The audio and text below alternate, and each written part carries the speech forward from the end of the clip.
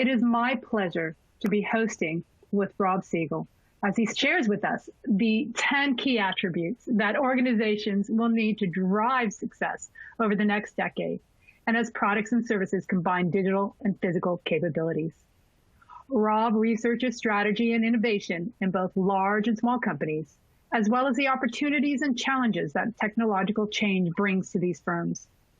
Specifically, he explores how companies combine digital and physical solutions for their customers. And at the Stanford Graduate School of Business, Robert teaches product management and product development best practices and methods, as well as entrepreneurial finance over the life cycle of growing companies. Rob, go ahead and take it from here. Thanks so much, Anita. Good morning, good afternoon, or good evening, wherever you may be. It's wonderful to have all of you here virtually at Stanford University. What we're going to do for the next 45 or 50 minutes is we're going to spend some time looking at a topic near and dear to my heart about how the leading organizations in the next decade or two are blending the best of digital and physical.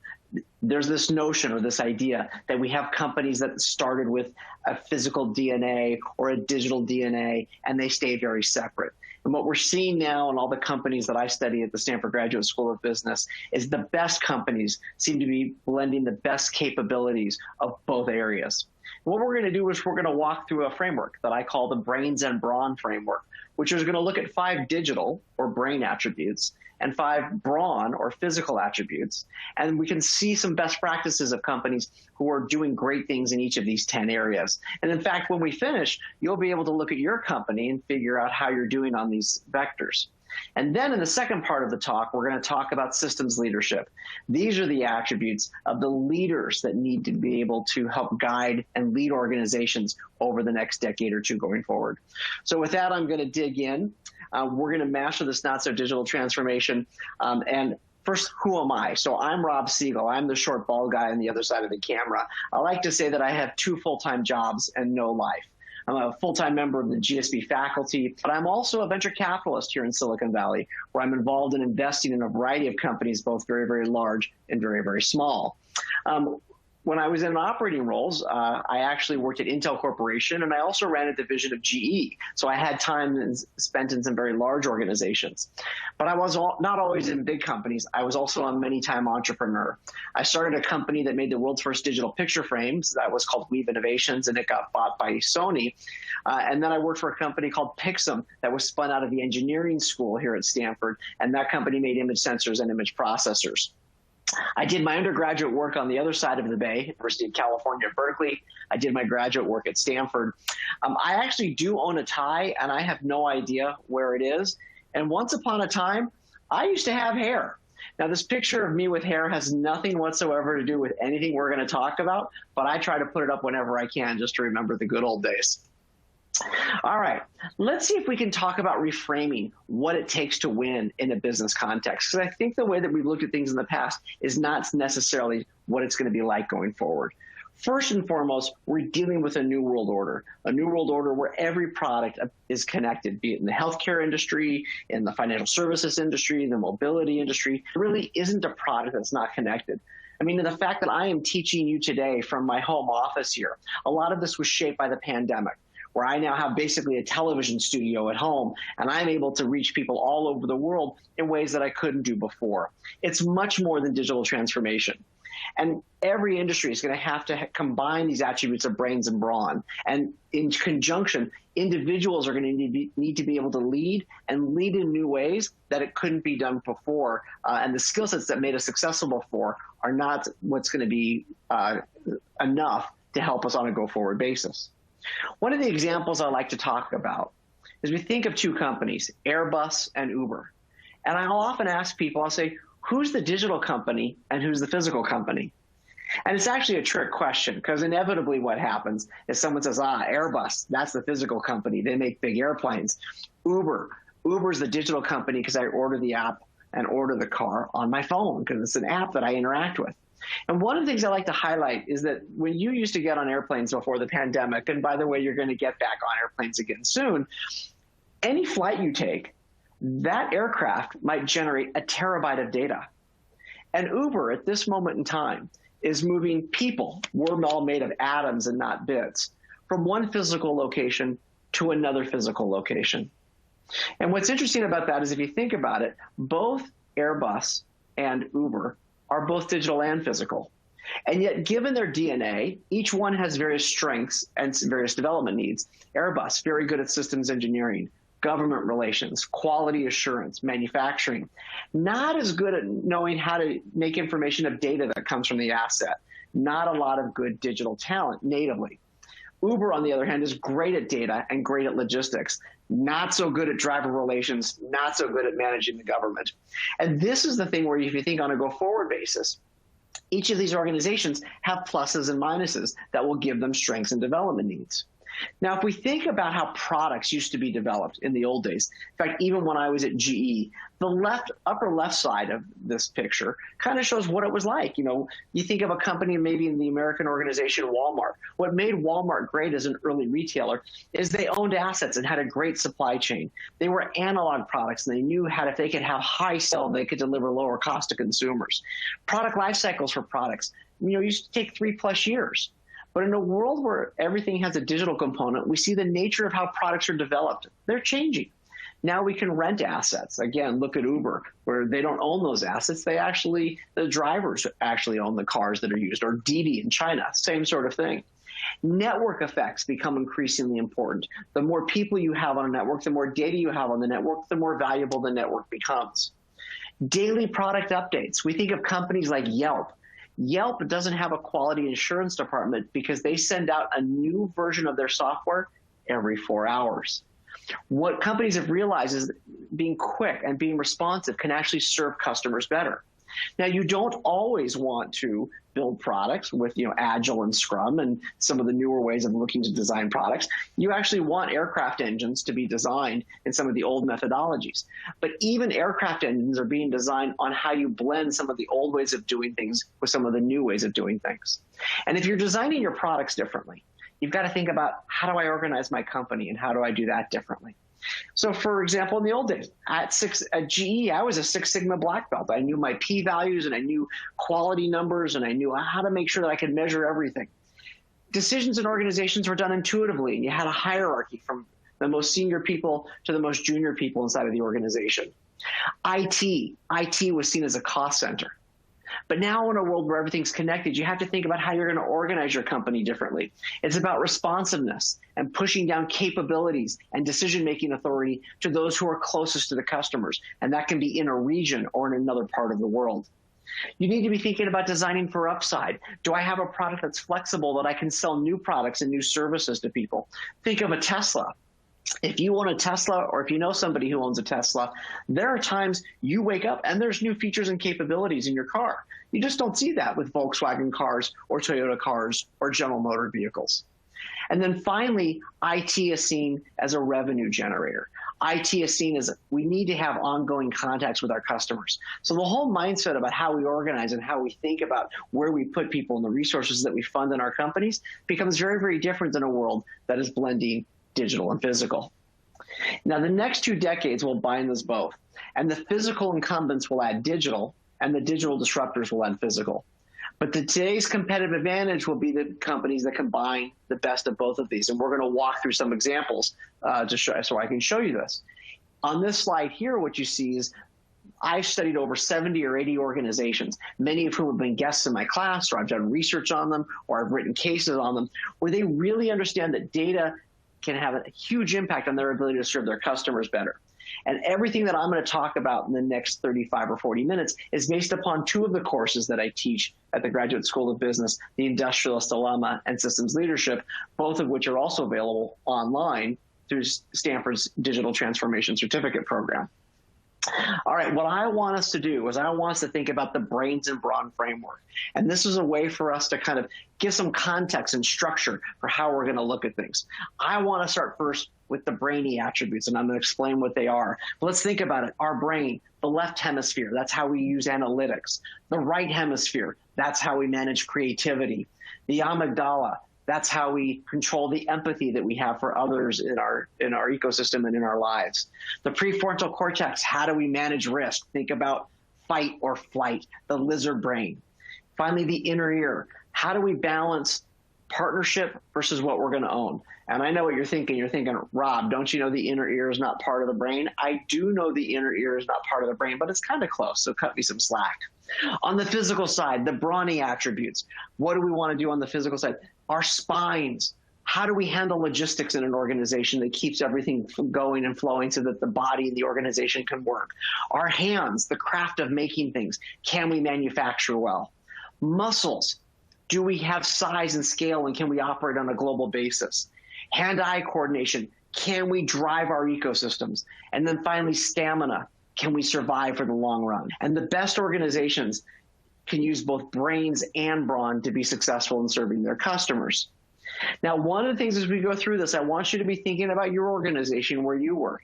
And as we go through these 10 attributes, you can give your company a 1 to 10 rating on all 5 brain and all 5 brawn attributes. And at the end, you'll get an overall score. Now, one thing I want you to keep in mind, no company is going to get a 10 on all of them. Probably the one that I think scores the highest on all of these as we think about it right now is Amazon. Amazon does a great job. The purpose of the framework, however, is to allow us to see what it is that where we have strengths and where we have deficiencies, and think about how we might be able to invest to improve our scores. All right, let's talk a little bit about specifics of each of these 10 attributes. Number one, let's talk about the left hemisphere using analytics.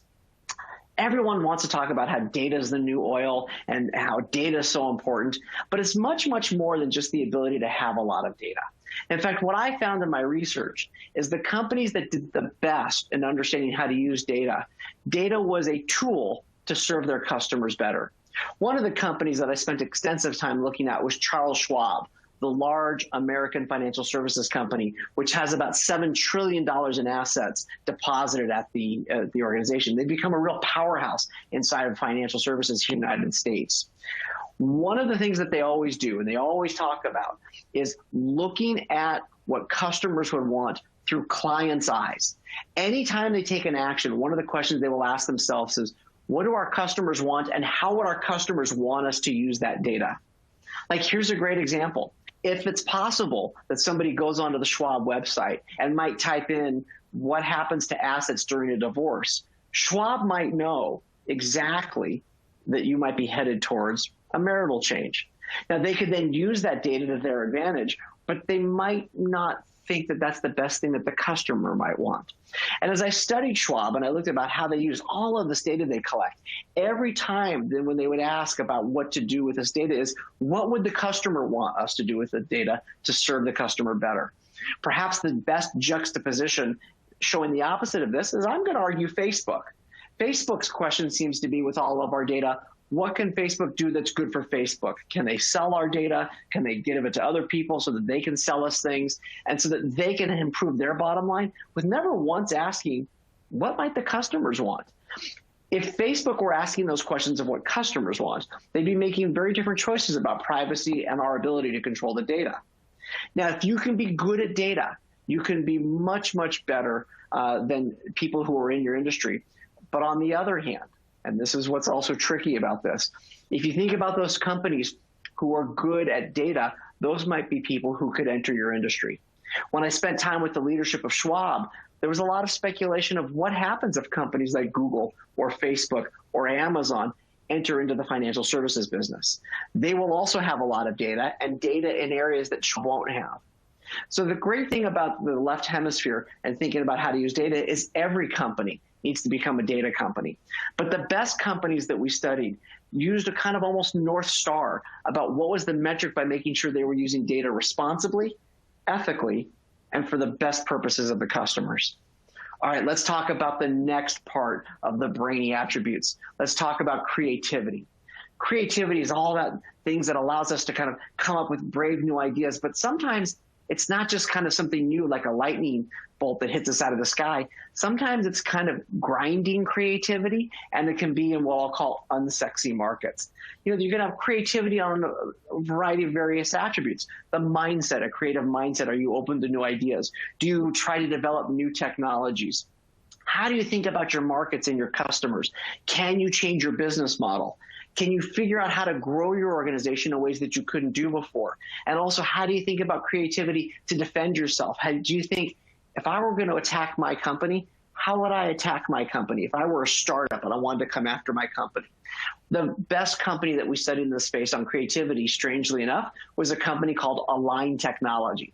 Align Technology makes the Invisalign teeth straightening, plastic molds. In fact, here's mine, because I'm actually finishing my teeth straightening right now. These plastic clear aligners replace braces, right? The brackets and wires that we put on our teeth. And what a bunch of pretty smart people who graduated from the Stanford Graduate School of Business in the late 90s, what they figured out is that plastic can actually be used to change individual teeth inside of our mouths. And then we're much safer and more convenient than putting brackets and wires in our mouth, because those are kind of clunky and ugly. And if a wire breaks, it really hurts. It can poke the side of your cheek. And the great thing about the plastic aligners is it can be very, very, very precise in the movements in our mouth that it creates. So every solution that they create is highly customized. And what Align does is they digitize a picture of your mouth, and they can actually come up with a CAD model that will move individual teeth and give you the exact smile you want. And what they learned was that smile might vary in terms of what's attractive depending upon what part of the world you're in. Strangely enough, as I was studying this, I learned what people in North America might find as an attractive smile is different than South America. It's different than Southeast Asia. It's different than Europe. It's different than Australia. There are certain cultural norms. And what we found was that Align can actually give you a highly customized smile, but they did something even more interesting. Not only did they have a new technology to figure out how to straighten people's teeth, but they went after a new business model, because they made it so simple to straighten people's teeth, so simple to straighten people's teeth, that actually they now start selling through dentists as well as orthodontists. In the old days, dentists and orthodontists were in different parts of the market. The orthodontist straightened our teeth and the dentist cleaned our teeth. And what Align figured out is their product was so simple, they could actually expand their market on their channel side so that dentists could add revenue to their business. And that's an example of the kind of the creativity, not just thinking about how do I build a better product, but are there better ways to deliver it to people that can help us grow the market? All right, third, what's another good brainy attribute? The amygdala, the power of empathy. Empathy is something that is talked about a lot in modern culture today, the importance of empathy, the value of empathy. And it's more than just putting yourselves in customers' shoes. It's also about managing and aligning incentives between you and your customer. The best example I ever saw of this was Kaiser Permanente, the vertically oriented care company here in North America, where in the case of other companies, Kaiser's unique. They are both hospitals, doctors, and an insurance company. They own the whole dollar of healthcare for their members. And what they figured out was the way for that company to be the most effective and most successful was that if they could keep their members alive as long as possible and healthy as long as possible, they actually made more money. Think about that. Healthy life years was the figure of merit and is the figure of merit for Kaiser Permanente. So they figure out how to measure and align incentives for their customers, and they put that throughout their whole organization to make sure that doctors, nurses, people on the administrative side are understanding what is the figure of merit by which they're measuring their success. It's almost this notion of radical empathy for all. The CEO who I got to know was a gentleman named Bernard Tyson, one of the most amazing and compelling leaders that I ever met. Unfortunately, Bernard passed away last year. It was just an absolute tragedy. He left us way too soon.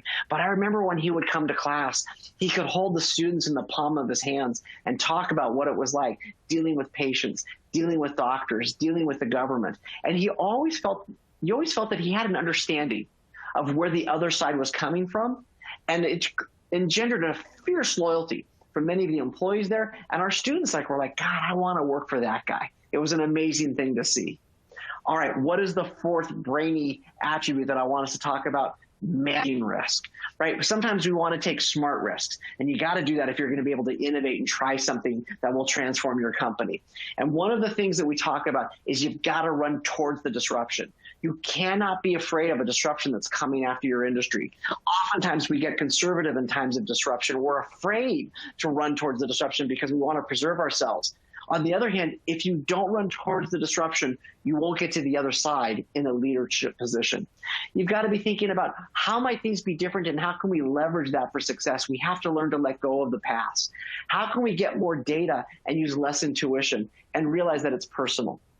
My best example of this is AB InBev, the world's largest beer company. Carlos Brito, who is actually also an alum of Stanford, was actually in 2015, he got in a lot of trouble with his board of directors. This wonderful organization had been built through a series of acquisitions.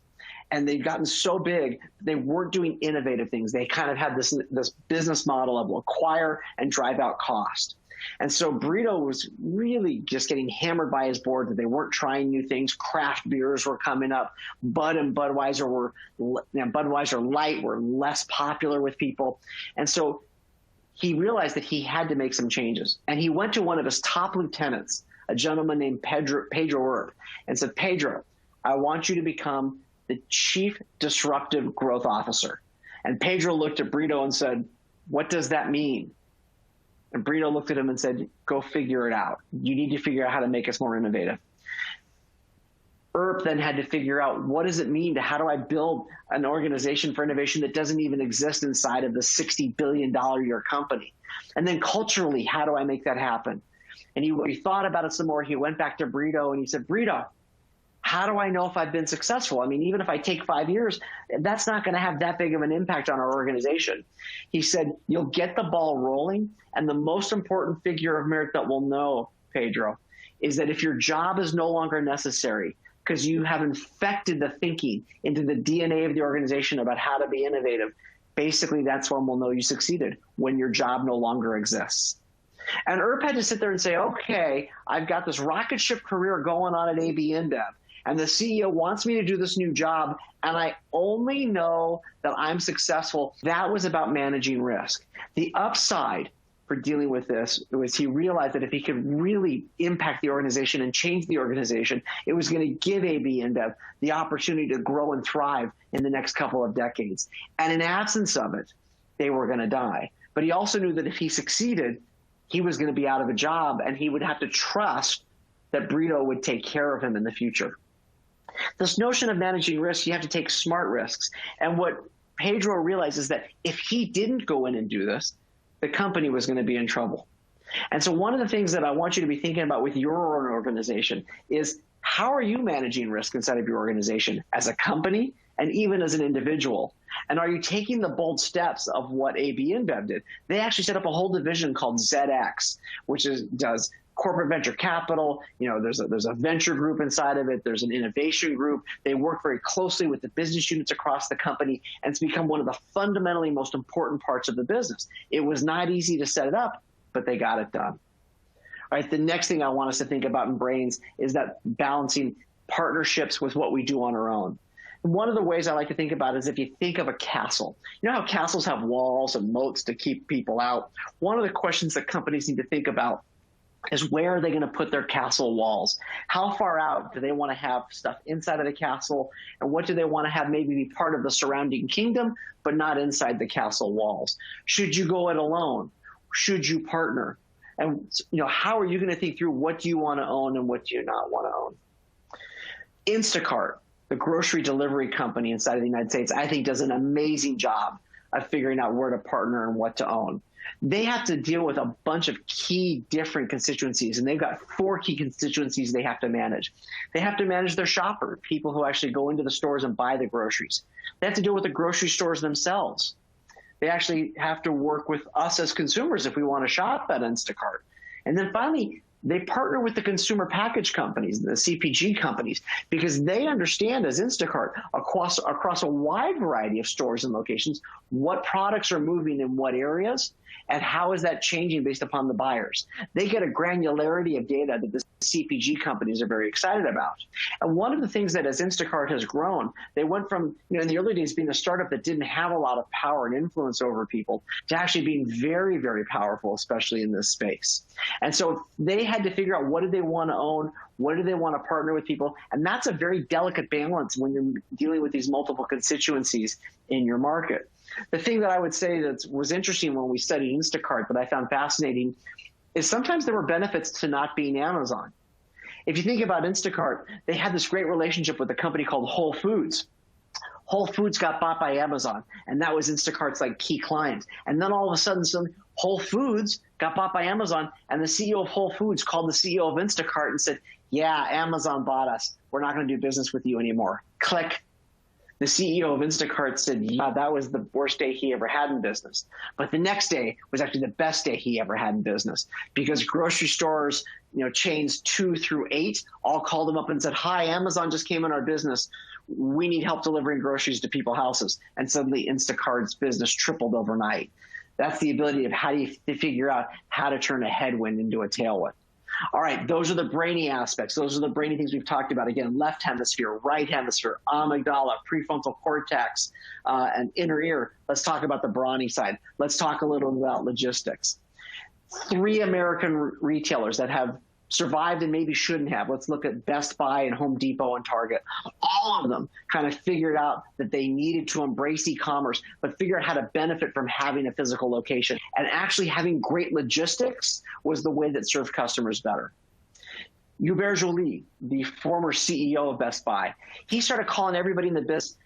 He should have gone out of business. Best Buy should have gone out of business like other American electronics retailers.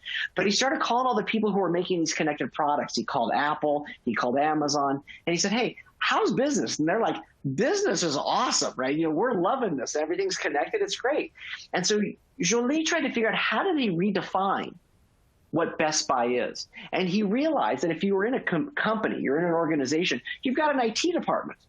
But inside of your home, you're now working with a bunch of products that are connected, and you don't have an IT department.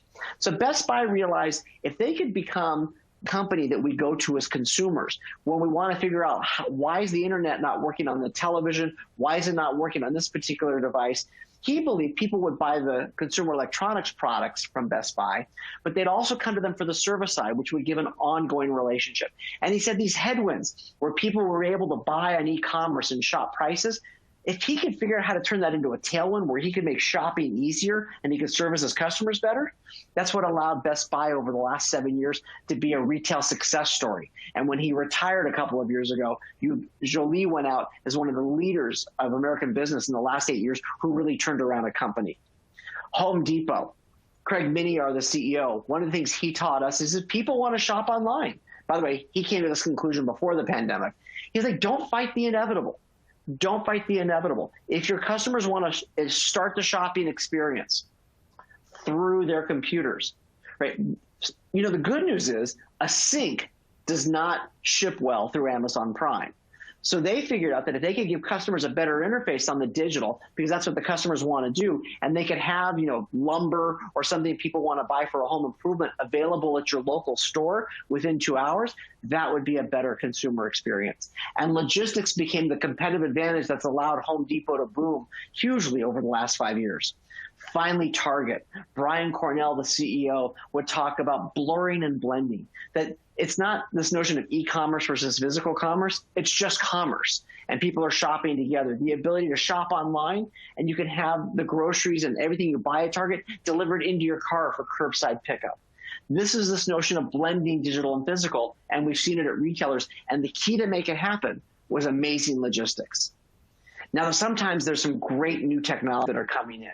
Hands, the craft of making things. Manufacturing is transforming hugely on a global basis right now as labor becomes a lower and lower component of manufacturing, right? This notion that you're going to want to be able to use new technologies, whether it's robotics or additive manufacturing, like what Desktop Metal is doing, which is now you can build a product by depositing layers of materials. It can be metal, it can be composites in ways that you couldn't do before. You've got these machines, and you can put the machines wherever you want them.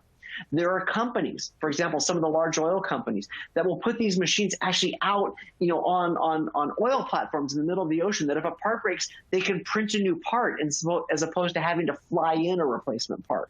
It changes the notion about how we think about making things. And we have the ability to have higher quality products with new manufacturing capabilities with actually lower delivered cost to customers. Humans need to be part of the loop on this. And so what we found was that it's not that humans are going to go away, but how humans will work in manufacturing, it changes. It goes from being kind of a low-cost labor arbitrage opportunity to now needing highly skilled people to understand how to work the machines, how to program the machines, and how to really understand how your customers are going to be using the products that you make for them. And everything's going to be connected. And we're going to move to a world where you have high volume and high value and high touch, as opposed to the old world where we had high volume and low cost, or high value and high touch. Now we're going to get the best of both. The third attribute in physical is leveraging scale, operating on a global basis. Think about this. I know there were over 2,000 people signed up for this webinar, and I have no idea where in the world you are. You could be anywhere. Since the pandemic has hit, I have run from my home office here seminars for people in Riyadh, Saudi Arabia, in Sao Paulo in Brazil, in Cologne, Germany, in Chicago, basically Jakarta. You know, there's not a continent that I haven't touched in doing this. And this idea that you can operate at scale is becoming increasingly important. Florent Menegaux, who is the CEO of Michelin, the French tire company, taught me the phrase glocal, where you have a global footprint, but you have the ability to customize on a local level.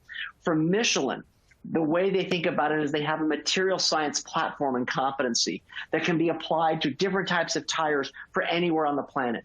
But the tires they sell in China versus the tires that they sell in North America versus the tires they sell in Europe can be customized to the local markets based upon the needs of the local market. And that ability to operate at scale, it's not just about having a lot of data where you can feed the machines to be better, but can you operate physically at scale on a global basis, but customized for local markets? This is one of the things where we're seeing some similarities, by the way, between brains and brawn, and by the way, where they can be positively reinforcing. The digital advantage can really change the nature of what it is that you can do and the reach with which you can talk to customers all over the world. All right, fourth, let's talk about hand-eye coordination. We often about sports and hand-eye coordination. Best example of this that I've seen is Google, and in particular, their Android division for mobile phones. The complexity of their ecosystem is staggering. They have to deal with carriers who, deal with the networks with which our calls and our data run on. The handset manufacturers, the application developers who build apps on top of Android. They got to deal with global governments, right? Because governments are concerned about privacy and data. Customers, we have to use the products. Advertisers, because that's all part of the how Google makes money. And the component suppliers, that actually the people who make the chips and the like that go into the phones. These are all part of the Android ecosystem, and all of those parts interact with each other. One of the things to think about as you think about all of these people in the ecosystem is, what is your influence on these various parties and what's your dependence on them? And really, in a perfect world, you want to have high influence and low dependence, right? Because there you have the ability to kind of influence what other ecosystem partners do. And, if you're not dependent upon them and you have options, you will have choices. But there are times when actually you're going to be dependent upon somebody and you're going to have very low influence. And when that happens, you will have less power.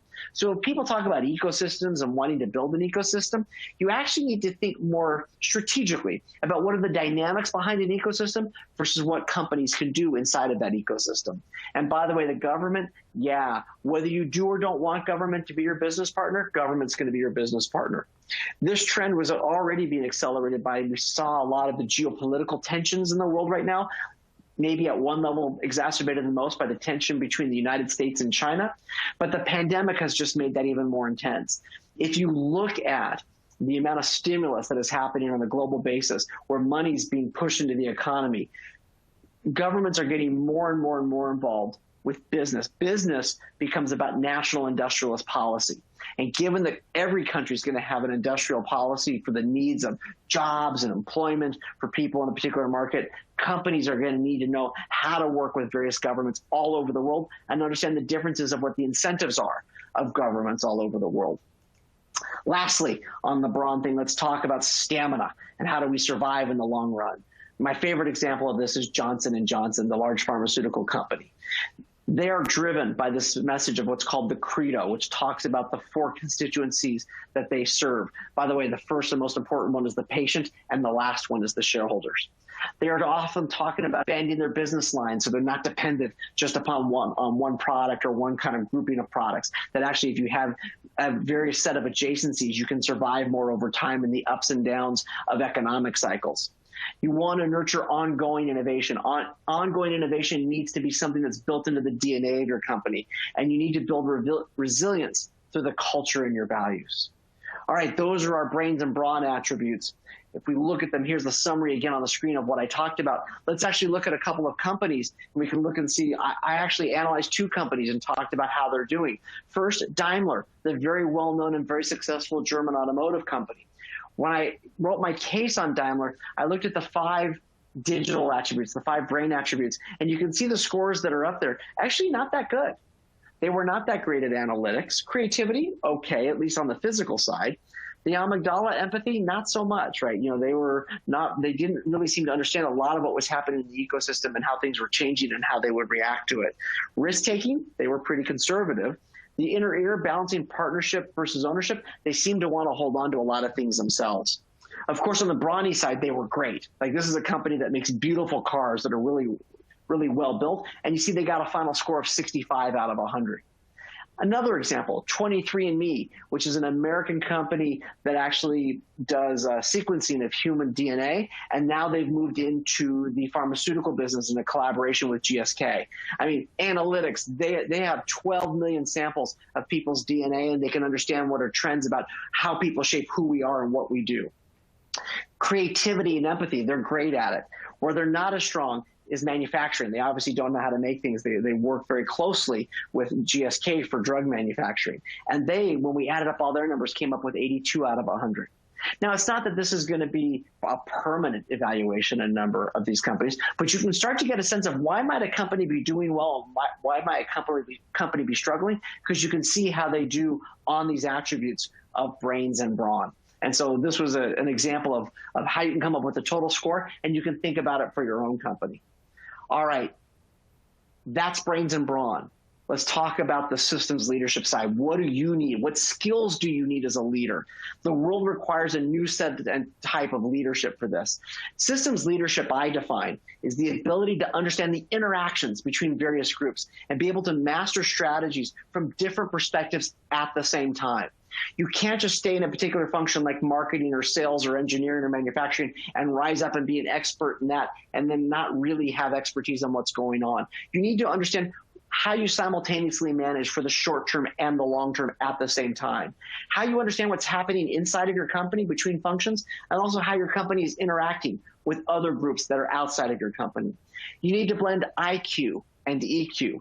And you need to make sure that you have the big picture of what's going on, but you also need to be on top of details. Kind of in the old days, we were able to keep these things separate, but I would argue in a world that's blending digital and physical, where things are more inexorably intertwined, you have to be able to do the same thing here, where you've got to be able to, as a leader, to be able to do both of these things.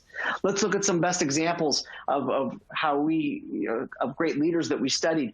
The first column that you see in front is, gets to what I call the duality of the systems leader. The digital thinker, these are people who come from Silicon Valley. They think platform and horizontal, they think software, they think winner take all, employees are gig. The physical thinker, vertical, asset-based, continuous improvement, work very closely with a customer. Systems leaders combine the best of both of those things. They understand both hardware and software. They understand that, again, like I talked about in the context of Michelin, a global platform that can be applied locally, or even like we saw with Align Technologies with the teeth straightener, right? They have a platform that can straighten teeth anywhere, but each set of plastic aligners that they make is customized for the individual. You think about being balanced with a view towards government. This is what systems leaders need to be able to do on a go-forward basis. And they have to be able to drive change in their organization. They need to be able to recognize patterns, discover intersections between things that weren't there previously. They need to figure out how to adapt their business models, optimize market structure, all while taking actions. Figure out what technical stack, what technology are you going to have in-house? How are you going to organize your ecosystem? And how are you going to sustain the business over time? And by the way, the hard part about this right now is you have to do it through times of incredible disruption and uncertainty. Like, I was trained to be a teacher. Like, being a teacher, like, it's an apprentice business. With what you're all going through in the commercial side, there's much less determinism and much less dependability on what's going to happen on the other side. Some of the best things we learned is the great leaders that we studied were preparing for the future of work. They were thinking about, from a technical side, all of the technologies on the left side of the screen, robotics, autonomous, AI, and ML. And then they've thought about different parts of their organization. They thought about different parts about, what it is that they needed to be doing about in administration and on manufacturing, et cetera. And then they had to make decisions. What were we going to make and what are we going to buy? What are we going to insource and what are we going to outsource? What are we going to share and what are we going to not share? By the way, how are we going to retrain our labor force? One of the things I want you all to be thinking about is the displacement of labor and capital that happened with Globalization 1.0. We all could have anticipated it. The communication and collaboration tools that we're using even here right now and all of these things are just going to continue. We know there's going to be the next set of jobs that we know are going to be disrupted. And the question is, what sort of training will you do for your labor force? Because if you think about your company, I bet you can guess what jobs are going to go away in the next 5 years. And my question for you is, what are you going to be doing to help your teammates, systems leaders, think about stuff like that? All right, I want to talk about bias.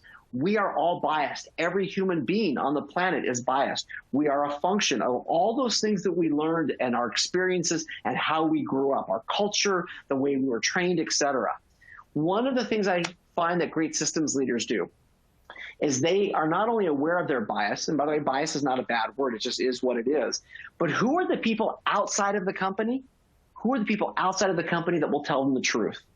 Do you have trusted partners outside of your organization that you can go to and say, hey, here's how we're looking at the world. Does that align with how you're seeing things? How does your company look at what's going on?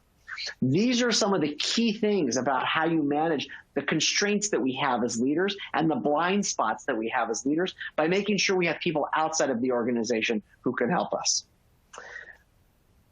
Truth. Truth is an important thing, right? But truth is actually facts plus context. Let me say that again. Truth for your team and your employees are facts plus context. Look, facts are facts. But context is the way in which we understand these things. Let's think about globalization. Globalization in the old days was great, right? We make things and we do work in certain parts of the world where people have a competitive advantage and we all benefit from better products that maybe cost less. But in today's world, the context about this is it's not just about lower priced products, but it's about what happens to jobs, what happens to our fellow citizens. And that's become the truth in the narrative. And what I would argue is that systems leaders have to be able to communicate truths by understanding both the facts and the context by which you yourself and your employees are understanding how the world is changing and how all this data is understood. And the systems leader really needs to have the grasp of both the facts and the context so that she or he can help communicate truth to their team. There are 4 A's that every systems leader needs to know. I talked a bit about technology. I just want to highlight 4 of them that I think are critical, that are impacting every industry. Artificial intelligence, additive manufacturing, Desktop Metal was an example, analytics and data, and finally automation. These 4 trends are shaping every company on the planet. You need to have an opinion on these 4 trends and how they're impacting your company. You don't have to be an expert in any of these things. You don't have to be able to sling code, but you better be conversant. You better be able to understand what these technologies are and what the impact it's going to be on your company. Systems leaders need to sometimes understand the big fundamental changes that are happening technologically to us and what the impact is going to be on the companies in which you work. Given all these changes and given that the world is changing, one of the things that I learned from Katrina Lake, the executive chairman of Stitch Fix and the founder of Stitch Fix, is she asks herself and her team every 2 years, would you rehire yourself for your job today? That if your job was an open job rec, would you hire yourself? That's a very scary question. Like, you have to ask yourself, have I kept myself current? Am I on top of the latest things going on? Systems leaders know that they would make sure that in a moment in time, they are at least competitive, if not the best person for the particular job that you have. Oftentimes we get constrained because we got rewarded by all the things about how things were done in the past. We got promoted, we got paid more money, we got bigger job titles, we got a bigger office because we had done certain things. And then the world has changed on us. And the best thing for you to figure out is that if you're not bringing the most current skills, make sure that you know that before anybody else does. And if you've got to keep yourself fresh, in fact, maybe that's why you're listening to this webinar, make sure you're asking yourself, would you rehire yourself for your job today? And if not, what are you going to do about it? All right, a couple of final comments before we wrap up. Leader, know thyself. Great systems leaders know their own strengths and their own development needs. In my case, my greatest strength, it's my passion and my energy. Oh my goodness. I'm in front of the classroom. I like to run up and down the aisles. I can't wait till I get back in the class. You even put me in front of a camera. I can try to create a bunch of energy and wave my arms around and try to have some fun, even though I can't see you. I'm just looking into a camera. But my passion can also be my greatest development need. And I think the best example of that is when I was younger. I used to send the most amazing flame emails that you could possibly imagine. Like, I would see an email that would come in, right? And it would just get me angry. And I'd hit reply all and I'd start writing. And what I would write, everything I write, it was accurate. It was sarcastic. It was cutting, and it was always ineffective. Always ineffective. I had to realize, wait a minute, my passion, that which gets me going and can actually be a real benefit, can be a real hindrance if I'm not careful. So I've learned as I've gotten older, as my beard has gotten more gray, that if I see an email that kind of gets at me and triggers me, I have to learn to back away from the keyboard and not react. In fact, one of the things that I remember learning earlier in my career was that leadership is the ability to constrain a response to a given stimulus. And for me, those emails that used to make me so upset, those were the stimuli that I have to learn not to respond to. Okay, now we finished this. We talked about brain brawn and the blending of digital and physical. We talked about the needs for systems leaders. Now you might be looking at me and say, okay, so now what? What do I do about it? All right. I usually ask when I talk to clients or I talk to large organizations, if I'm doing executive education, I prompt people 4 questions. What do these changes mean for your customers? Don't start with yourself. Start with your customers and the people you serve. What's happening to them? If you know what's happening to them, that will help you with that empathy capability, right? If you understand what their business is and where are they under stress. Secondly, where can your company develop an unfair competitive advantage? Like, what do you already do that you don't want to let go of? What do you want to kind of hold on to? Third, what is your company not doing today that it needs to be doing? I bet you already know what your company needs to be doing that it's not doing. And then finally, as a systems leader, how will you change your leadership behaviors and actions? As we go through this world, as we go through these changes, one of the things I want to leave you with is the following. You can do this. There's nothing that I've talked about that can't be done. There's this notion sometimes people need to have this great technological innovation breakthrough. Like, you need to bend light in a way that light's never been bent before. That's not this. You can do and make these changes of what I'm talking about. It's a choice, and you just have to decide if you want to make that choice or not. What I know when I work with companies and leaders all over the world, most of them can do it and want to do it, and they have to start that process of moving forward. With that, I've been talking for the last 15 minutes, so we're going to leave 10 minutes for Q&A. So I'm going to ask Anita and or the team if we want to kind of now go to the Q&A part of this webinar. So Anita or whoever's going to help, please jump in now. Excellent. Rob, thank you very much. Excellent presentation. Very exciting. We do have many questions. So let's go ahead and get started with the first one. And let's see here. Do you have suggestions for how to implement these approaches and concepts in a small company versus a large company? You gave a lot of examples about very large companies. But say you're maybe not a mom and pop, but a smaller company trying to make it big. What do you suggest? It's a great question. I think that in the early days we talk about in startups, right? And I'm a multi-time entrepreneur. You don't have time for discipline. You're moving fast and breaking things. And what I would say is that a lot of these behaviors kind of get baked into the organization kind of in the earliest days. So for example, are you thinking systematically about kind of what's happening in your market? It's not just about a technological innovation, or it's not, even if you're in a non-technical business, are you understanding kind of what's happening in the broader, maybe if you've got a retail store, what's happening in the broader area, who's your competition? There's also making sure you're hiring teammates who have complementary skill sets. You could be starting to think about, well, what data do you have in your company? My guess is your company has some data. Are you starting to think about how to use that data? Are you starting to think about, where are you going to take risks and where you take smart risks and where not? What creative things can you come up with? I think if you look at the 10 variables and the 10 attributes, even some of the companies that you say they're large, but some of them started pretty recently. Instacart's only been around less than a decade. 23andMe, it's 15 years. Desktop Metal, 8 years. So a lot of these companies are fairly recent, but they tried to figure out how to use these ways of thinking and doing things to actually drive scale. So there's a bit of a chicken and egg thing. The question is, not necessarily what does a small company do. I guess I might say, how can these tools perhaps create opportunities for growth that you might not be exploring or understanding today?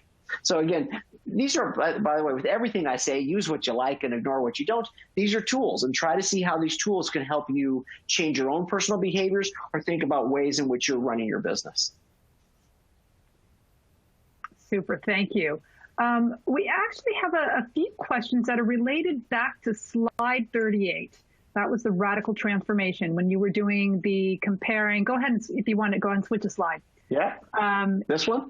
And yes. And a number of questions of how to make the assessment more objective, how to do the calculation, and what process would one take to make it more, again, objective.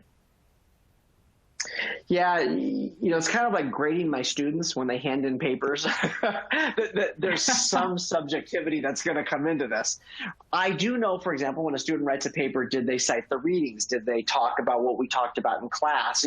Were people actually doing it? So there are heuristics that I use. I think with each one of these things, if you broke it down, for example, analytics, let's look at Daimler and 23andMe. I know the nature and size of the database that 23andMe is using and how they think about it for customer outcomes. And I also know what Daimler is and isn't doing. At least when I wrote the case, what they were and weren't doing with all the data that they had, or if they were working on data but only in a small part of the business, maybe just the manufacturing side or performance side, but they completely ignored any customer data, or how they were shaping the information on the quality and service to design products better for their customers. Creativity. This kind of got to what are the things, as I studied an organization, what did they do that I thought was unique and outside of the box? And then were there multiple examples of it? Versus were people being very constrained in their thinking? So you try to figure out, you can try to think through, and again, I talk about it in some of my writings, but you look for examples of things that people are doing in these things, and are they doing a lot of it or a little of it? And so, and by the way, not everybody's going to be perfect at everything, but and sometimes you kind of know it when you see it. When you say, okay, look, let's talk about empathy. Other companies that do empathy really well, SAS, there's a software company that is known for taking care of its people. Patagonia, same sort of thing. So you can kind of know it when you see it. And then you can say, well, if that's a best practice that I've seen somewhere else, what are they doing? You can write it down. And then you can say, well, what are we doing? Or what are we not doing? And you can kind of you can make up your own scale, give it a score. You can say, I think this company's at a 10. And if they're at a 10, we're at a 6. The thing about this, don't worry about false specificity. Don't worry too much that you've got to get the score perfect. What you're going to find pretty quickly is that if you're thoughtful about how you go through each of these things, and you kind of define a 10 and define a 1 in your industry, and then you rate yourself, by the end, you're going to get to an overall score that's going to be pretty close to accurate. So should Daimler be 65 or 68 or 62? Okay, fine. They're going to be in the 60s. Similarly with 23andMe, should it be an 85, an 82, or 78? We know that they're doing well on these attributes in a variety of areas, and we can compare them to others in the industry. So we know that whether or not what the absolute score is can be also based upon what the relative score is versus the competition. Great, thank you. One other question we have, and this has come up a couple times, is how does one bring these concepts, ideas, approaches to the other people in the organization, whether it's a company, a department, how do, I take these courses, I learn the material, but how do I then bring them to others and then implement real change? Well, I'd say it's interesting. That's a two-part process that I heard in that question, Anita. The first is the successful one is like, I often think of it as sharing. Hey, I read this really interesting article. Here are the top 2 or 3 points that I learned from it. Here's the rest of it if you want to learn more. So, you share the information in a positive way. Maybe it's an inspiring way. And you give kind of like people like the most important message of what you think, stands out and what applies to your company. And then you give them the ability to go deeper if they want to. And everybody loves somebody who's an energy giver versus an energy taker. Like, so if you're excited about something, say, this is awesome. Like, so the first is kind of deliver the message in a positive way and make it kind of digestible for your teammates. Driving change is a hard one, right? And it gets easier in some respects the more senior you get because you have position power and authority, but it can also be harder because you can be more isolated. And so you're going to have to figure out how to work with your teammates and your colleagues to actually get these things going on. You want to build consensus with some key teammates so that you don't have to do it all alone. One of my sayings is I like to say individuals don't win championships, teams win championships. So with that kind of mindset, can you build some natural allies inside of the organization who will start to see things the same way you do, so the entire burden doesn't have to be on your shoulders? Excellent, thanks. Well, we are running out of time, and this was a great way to end of talking about how to bring in groups of people, right? It's not just yourself, it's everybody involved. Rob, I want to thank you for make the time to join us today and share with all of us these great concepts, ideas, approaches as we all, enter this new world of digital transformation. With that, again, I want to thank everyone for joining us today. It has been an absolute pleasure, and we wish you a great rest of your day.